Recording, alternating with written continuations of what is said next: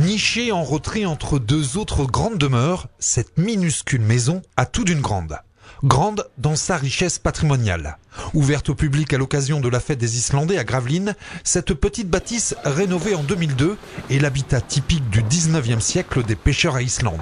Vous pouvez remarquer que cet endroit est un peu exigu, hein. C'est très confiné, c'est très petit. Il y avait une raison à ça, hein. C'est qu'avant tout, il cherchait à se chauffer. Hein. Et pour avoir le chauffage, hein, que tout se faisait avec le feu au charbon, et il faisait le plus petit possible. Et les maisons aussi avaient ce type de maison, c'était des maisons qui étaient très basses, pour éviter les intempéries. Le vent, la pluie, et...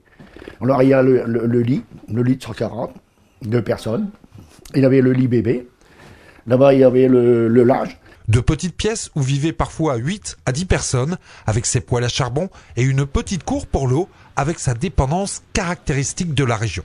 Ce qu'ils appelaient ça, c'était un coach. Hein, c'était un peu pour débarrasser un peu de la maison. Vous voyez, c'est à l'extérieur, ça ne devait pas être facile non plus l'hiver de venir ici. Et ça servait aussi de buanderie et de salle de bain. Parce que quand la lessive était finie, les gosses partaient, ils n'avaient rien jeté, partaient dans l'eau chaude et les savonneuses. Et ils avaient leur petit atelier, ils avaient leur réserve de charbon, ils avaient les commodités, les WC, les WC, à l'ancienne, qu'il fallait vider, c'était une fosse. Hein. C'était pas une fosse éthique, c'était une fosse qu'il fallait vider tous les ans. Une architecture et un décor intérieur qui fascinent les visiteurs les plus âgés. On retrouve tous les objets un peu de l'époque. Et les gens qui arrivent, qui sont d'un âge de 50, 60 ans, ils se retrouvent plongés 40 ans en arrière. Alors tout source, à leur souvenir source. Voilà, oh là, on a connu ça, oui c'est comme ça.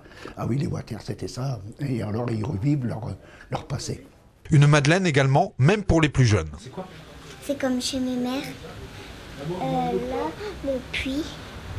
Un espace spartiate, des conditions rudes, le marin pouvait au moins prendre le large et voir d'autres horizons. Sa femme avait une vie beaucoup plus austère. Et de labeur, hein. Parce qu'il ne faut pas oublier que quand le mari partait en Islande pour 6 mois, c'est la femme qui avait tout la corvée, c'est elle qui faisait tout le travail. Hein. Alors, élever les enfants, les nourrir, aller aux poissons, il fallait de l'argent qui rentre aussi, hein, parce que poissons, les champs, et puis c'était tout un cycle comme ça, et c'était tout le temps comme ça, et ça revenait comme ça. Après, quand ils arrivaient à la morue, ils allaient aussi la nettoyer, ils travaillaient la morue, et la femme n'arrêtait pas. Cette maisonnée, avec son mobilier et objets d'époque, est visitable toute l'année avec l'Office de tourisme de Gravelines.